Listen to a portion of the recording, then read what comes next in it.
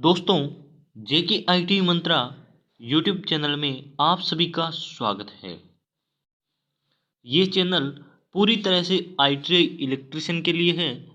तो उसी के क्रम में आज हम उपस्थित हुए हैं इलेक्ट्रिशियन थ्योरी के निम्मी के इम्पोर्टेंट क्वेश्चंस लेकर। ये क्वेश्चन निम्मी द्वारा प्रोवाइड किए गए हैं, अतः आईटीआई बेस्ड सभी प्रकार की प्रतियोगी परीक्षाओं के लिए महत्वपूर्ण रहने वाले हैं। यदि आपको वीडियो पसंद आई तो लाइक ज़रूर करें और चैनल पे नए हो तो चैनल को सब्सक्राइब कर दीजिए, क्योंकि आपको इसी प्रकार के क्वेश्चंस और वीडियोज आपको मिलते रहते हैं। तो चलिए शुरू करते हैं आज के हमारे इम्पोर्टेंट क्वेश्चंस, जो सभी प्रकार की प्रतियोगी परीक्षाओं के लिए महत्वपूर्ण रहेंगे। तो फर्स्ट हमारा क्वेश्चन है, एक तांबे के अणु में इलेक्ट्रॉन्स की संख्या कितनी होती है? तो तांबे के अणु में इलेक्ट्रॉन्स की संख्या पूछी है। इसका ऑप्शन आपको दे रखा है 29, 59, 39 और 49।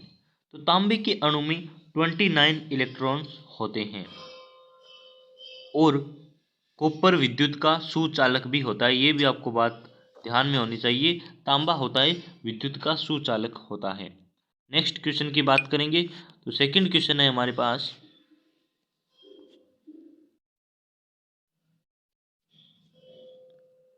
न्यूनतम एक इलेक्ट्रॉन किस पदार्थ के परमाणु में होता है? तो आपको चार ऑप्शन दे रखे हैं और आपको इनमें से बताना है कि किस पदार्थ के परमाणु में न्यूनतम एक इलेक्ट्रॉन होता है। तो ऑप्शन आपको दे रखा है क्लोरीन, हाइड्रोजन, हीलियम और ऑक्सीजन। इन सभी की बात करें तो क्लोरीन आपके 17 नंबर पे आता है। हेनरी मोजले ने जो आवर्त सारणी बनाई है, आधुनिक आवर्त सारणी, उसमें क्लोरीन का नंबर है 17 नंबर। हाइड्रोजन का आप सभी को पता है 1 नंबर है, पहले नंबर पर हाइड्रोजन आता है। हीलियम आता है 2 नंबर पर और ऑक्सीजन आता है 8वें नंबर पर। 8वें नंबर पर हमारी ऑक्सीजन आता है। इसी प्रकार जब हम इनकी बात करते हैं कि इनका इलेक्ट्रॉनिक विन्यास क्या है, तो इसमें 17 है तो पहले में 2 आएगा, फिर 8, 10 हो गई और अगले में हमारे 7 इलेक्ट्रॉन्स आएंगे। यदि हम हाइड्रोजन की बात करते हैं तो उसके बाहरी कक्ष में 1 इलेक्ट्रॉन होता है। हीलियम में पहले कक्ष पूरा भरा जाएगा और इसमें पहले और दूसरे में आएंगी। तो हाइड्रोजन एक ऐसा होता है जिसके बाहरी ऑर्बिट में 1 इलेक्ट्रॉन होता है। तो हमें क्वेश्चन यही पूछा है कि किस पदार्थ के परमाणु में 1 इलेक्ट्रॉन होता है, न्यूनतम 1 इलेक्ट्रॉन, तो वह हाइड्रोजन होता है जिसके पास न्यूनतम 1 इलेक्ट्रॉन होता है। ऑप्शन बी आपका सही आंसर है। नेक्स्ट क्वेश्चन की बात करेंगे,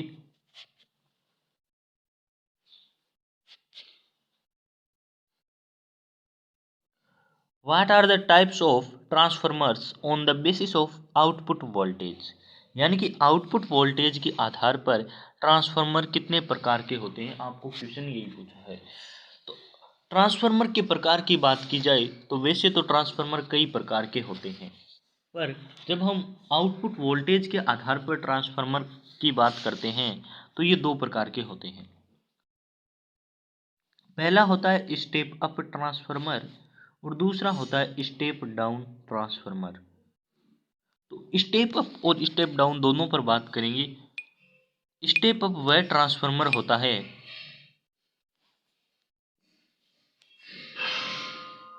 स्टेप अप वह ट्रांसफार्मर होता है जो वोल्टेज को मान को बढ़ा देता है। यदि आपने इनपुट वोल्टेज दिया है उससे अधिक आउटपुट वोल्टेज प्राप्त होता है तो वह स्टेप अप ट्रांसफार्मर है।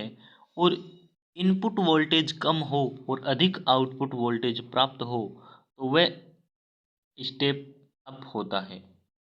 जिसमें आउटपुट वोल्टेज अधिक हो वह स्टेप अप होता है और जिसमें आउटपुट वोल्टेज कम हो वह होता है स्टेप डाउन ट्रांसफार्मर।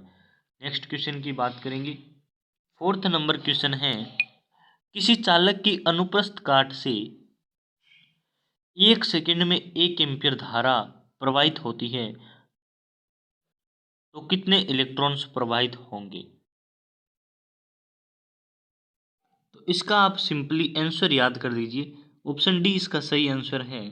1 सेकंड में यदि 1 एम्पीयर धारा प्रवाहित होती है तो 6.24 इंटू 10⁻18 ये इलेक्ट्रॉन्स प्रवाहित होंगे 1 सेकंड में 1 एम्पीयर धारा प्रवाहित होने पर। ऑप्शन डी सही आंसर है। नेक्स्ट क्वेश्चन की बात करेंगे। क्वेश्चन नंबर है 5th। 1 जूल प्रति सेकंड है तो 1 जूल प्रति सेकंड किसके बराबर है? आपको ये क्वेश्चन पूछा है। 1 वोल्ट, 1 एम्पियर, 1 वोट या फिर 1 ओम। तो वोल्ट होती है ईएमएफ या विभवांतर की इकाई, यूनिट। एम्पियर होती है करंट की इकाई, करंट यानी कि विद्युत धारा। वोट होती है पावर को मेजर करने की यूनिट। और ओम होती है प्रतिरोध या रेजिस्टेंस की यूनिट।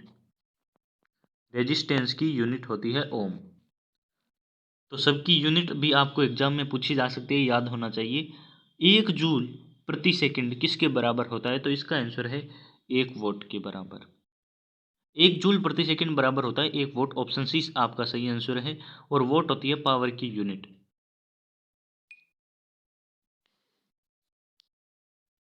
6 नंबर क्वेश्चन है।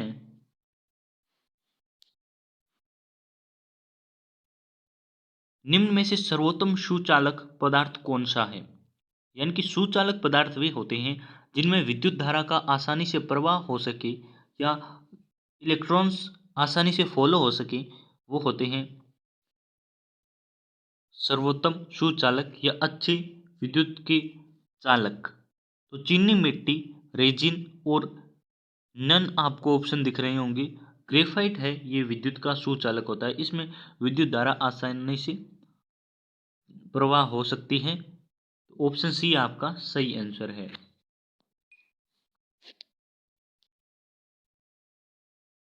नेक्स्ट क्वेश्चन है 7th नंबर। निम्न में से कौन सा पदार्थ अचालक नहीं है? अचालक को कुचालक भी कहा जाता है। कुचालक यानी कि विद्युत का जिसमें चालन न हो या विद्युत धारा का प्रवाह न हो, वह कुचालक या फिर अचालक कहलाती है। तो निम्न में से कौन सा पदार्थ है जो विद्युत का कुचालक नहीं है? बेकेलाइट ये विद्युत का कुचालक है। इसमें धारा का प्रवाह नहीं हो सकता। क्यों नहीं हो सकता? क्योंकि जिन पदार्थों में इलेक्ट्रॉन्स मुक्त अवस्था में नहीं होते या फ्री नहीं होते, उनमें विद्युत धारा प्रवाहित नहीं होती, उनका रेजिस्टेंस ज़्यादा होता है। रबर, इसमें भी विद्युत धारा का प्रवाह नहीं हो सकता। माइका यानी कि अभ्रक, अभ्रक या फिर माइका दोनों लिखा हो सकता है, तो इनमें विद्युत धारा का प्रवाह नहीं हो सकता। कार्बन है जो विद्युत का सुचालक है, यानी इसमें विद्युत धारा का प्रवाह हो सकता है। ऑप्शन सी है कार्बन, ये विद्युत धारा का कुचालक नहीं है। ग्रेफाइट भी कार्बन का ही एक रूप होता है।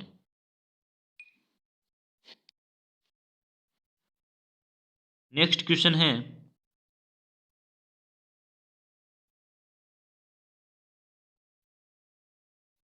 तांबा एक धातु है, यानी कि तांबा किस प्रकार की धातु है?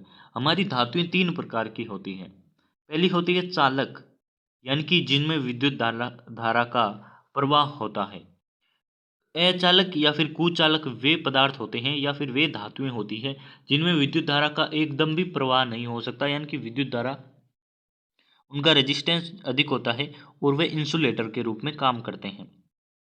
और तीसरे होते हैं चालक, अर्धचालक, यानी कि जो कुछ स्थिति में विद्युत को प्रवाह करवा सकते हैं। इंग्लिश में वर्जन इनके देख लीजिए, कंडक्टर्स, इंसुलेटर्स और सेमीकंडक्टर्स होते हैं। तो तांबा एक कैसी धातु है? तो तांबा एक चालक धातु है, यानी कि इसमें विद्युत धारा का प्रवाह हो सकता है। ये कंडक्टर है, कंडक्टर है जिसमें विद्युत धारा का प्रवाह हो सकता है। और अचालक इंसुलेटर होते हैं और अर्धचालक सेमी कंडक्टर होते हैं। तो कॉपर एक बहुत अच्छा कंडक्टर होता है और ज़्यादातर इसी का यूज किया जाता है। कॉपर और एल्यूमिनियम का अधिक यूज किया जाता है। फर्स्ट नंबर पर यूजेज के आधार पर कॉपर होता है और सेकंड नंबर पर हमारी एल्यूमिनियम होता है। 2 प्रकार के वायर हम यूज करते हैं। तो ऑप्शन आपका ए सही आंसर है। कॉपर एक चालक धातु है। नेक्स्ट क्वेश्चन की बात करेंगे। 9th नंबर क्वेश्चन है, निम्न में से कौन सा एक चालक नहीं है, यानी कि एक कंडक्टर नहीं है। कौन सा? जो ऑप्शन आपको दे रखे हैं इनमें से एक कंडक्टर नहीं है। तो ऑप्शन ए है तांबा, यानी कि कॉपर। कॉपर विद्युत धारा का चालक होता है। एल्यूमिनियम ये भी चालक होता है, और सिल्वर ये भी होती है। अभ्रक या फिर माइका है, ये विद्युत धारा का चालक नहीं है। ये एक प्रकार का इंसुलेटर होता है। ये इंसुलेटर पदार्थ होता है। तो ये आपका ऑप्शन है। और यूजेज के आधार पर तांबा फर्स्ट होता है और सेकंड होता है एल्यूमिनियम। और यदि हम चालकता की दृष्टि से देखें तो सबसे अधिक अच्छा या सबसे ज़्यादा अच्छा चालक होता है वो होता है चांदी, सिल्वर, फिर होता है कॉपर, और बाद में बारी आती है एल्यूमिनियम की। तो यूजेज के आधार पर फर्स्ट होता है कॉपर, फिर एल्यूमिनियम, और चालकता की दृष्टि से फर्स्ट होती है सिल्वर, फिर होती है कॉपर।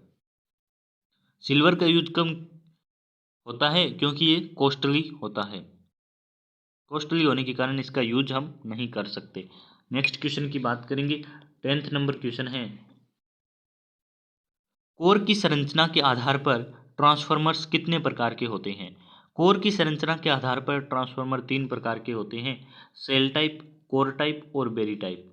वैसे तो ट्रांसफॉर्मर कई प्रकार के होते हैं, पर कोर की संरचना के आधार पर सेल, कोर और बेरी टाइप्स 3 प्रकार के ही होते हैं। आउटपुट वोल्टेज के आधार पर अभी आपको बताया है, स्टेप डाउन और स्टेप अप 2 प्रकार के ट्रांसफार्मर होते हैं।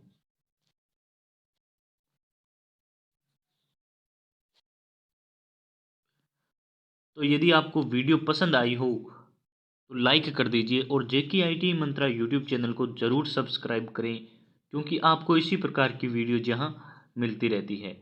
यदि आप आईटीआई के बेस पर किसी भी कंपटीशन एग्जाम की तैयारी कर रही हैं तो आपके लिए इम्पोर्टेंट क्वेश्चन ही निम्मी द्वारा प्रोवाइड क्वेश्चन ही इस चैनल पे आपको मिलते हैं, और साथ में उनकी थ्योरी भी दी जाती है। तो चैनल को ज़रूर सब्सक्राइब करें।